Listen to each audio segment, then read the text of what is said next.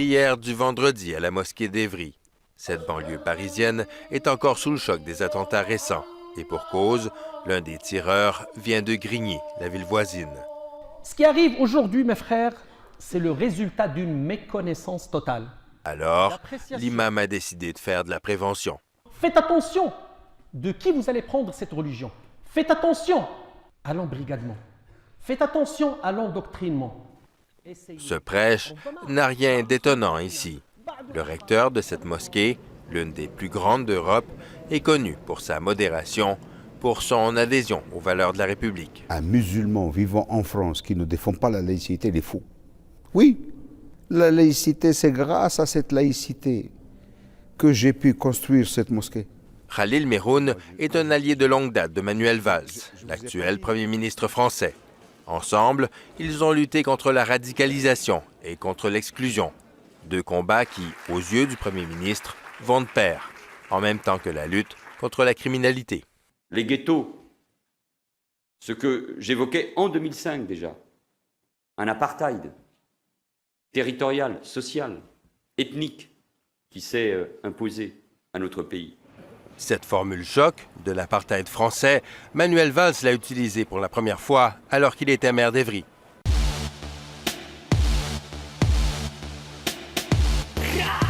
Ville nouvelle des années 70, Évry est l'une des nombreuses banlieues pauvres de la couronne parisienne. Une ville à la population jeune, issue de l'immigration, essentiellement de l'Afrique noire et du Maghreb. Une ville connue pour ses quartiers chauds comme Pyramide et pour ses guerres de gangs. Mais les Pyramides, c'est réputé pour être chaud, ouais. Malamine Sissoko est un enfant du quartier des Pyramides à Évry, un quartier dont il porte fièrement les couleurs.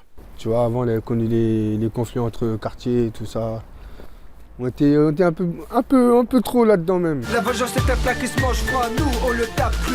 Qu'est-ce que t'as? On tire des rafales de balles, donc baisse-toi. Baisse-toi, baisse-toi, baisse-toi, baisse-toi. Sors ton gilet pare-balles si tu veux rester en vie. Tu vois, on entrait dans le centre commercial.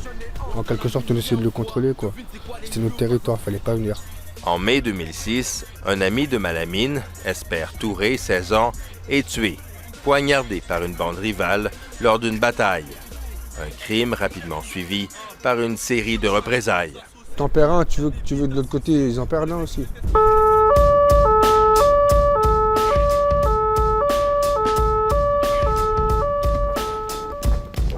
En première ligne depuis le début dans la lutte aux guerres de gangs, les policiers sont aussi au cœur de la stratégie de Manuel Valls. C'est entre quartiers, des bandes qui s'affrontent, et plutôt violemment. L'ancien maire d'Évry avait fait de la sécurité sa priorité. Dès son arrivée à la tête de la ville, il met sur pied une police de proximité, multiplie rapidement par 10 le nombre d'agents. Objectif, décourager les délinquants. La ville s'est également dotée d'un impressionnant système de caméras de surveillance, toutes équipées de zooms surpuissants. Les quartiers sensibles sont quadrillés et bien sûr, tout est enregistré. Ce qui est vrai, c'est qu'à l'intérieur de ces quartiers, oui, il y a des logiques de ghetto où, si l'on n'y fait pas attention, la vie s'organise plus sur un mode de violence, d'insécurité, de trafic que sur autre chose. La stratégie aujourd'hui poursuivie par le nouveau maire semble fonctionner, puisqu'elle a fait baisser en 10 ans de 72 % le taux de criminalité. Parallèlement, la ville s'est refaite une beauté. Les quartiers ont été réaménagés, rénovés, des fleurs ont été plantées. C'est un des paradoxes de cette ville.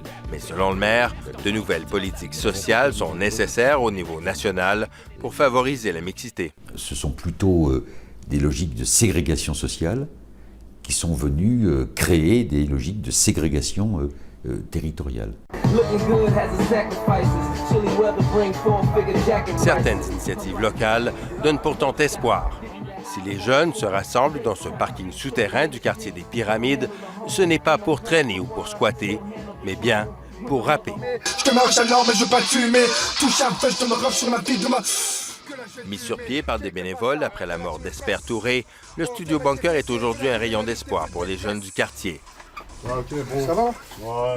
Un bon moyen aussi de lutter contre la criminalité. Les jeunes aux plus vieux, s'ils viennent, c'est pour s'exprimer. Autrement que par la dégradation de matériel, que par le vandalisme, etc. Venir s'exprimer, se défouler par la musique, pour essayer de ne pas les faire traîner dehors. Les meufs sont à tes décos. Malamine Sissoko, aujourd'hui mieux connu sous son nom de rappeur, Malason, en est déjà à son 2e CD. Que la pote, je viens la plier. Meneur de Je dirais que c'était soit la musique ou soit la délinquance. C'était plutôt ça. Vous voyez? Comme quoi ça m'a sauvé. C'est-à-dire qu'au lieu d'aller voler je sais pas quoi où, ben je vais au studio rapper. Ok là, tu connais hein? Yes, Malason. Aujourd'hui, Malason est une vedette locale aux Pyramides et le rappeur est très conscient de son rôle de modèle pour les plus jeunes. Vous traînez là? Des jeunes confrontés comme lui aux difficultés de la vie dans les cités. Du chômage, t'en as partout. La délinquance, t'en as partout aussi, tu vois. Mais malgré ça, ben, on arrive à s'en sortir. Du moins, on essaye de s'en sortir et montrer même la bonne voie aux plus jeunes. À force de persévérer à l'école, tu finis par avoir ton diplôme. S'il reconnaît les problèmes de discrimination, Malason est convaincu qu'ils ne font pas le poids face à son ambition, à sa détermination. Moi, je suis pas trop un gars qui me plaint. Je vois toujours le bon côté des choses. Tu vois, toujours le côté positif. Je suis pas parfait, mais je fais tout pour l'être au maximum. Je conseille mes petits frères en leur disant que le bac c'est le minimum. Dans 5 ans, je me vois où? En haut. En haut. Et tu viendras me filmer dans ma villa à Monaco. J'ai tant rêvé de succès. Pour me retrouver en haut, faut pas que j'attende que le vent puisse me propulser. Passer par faire de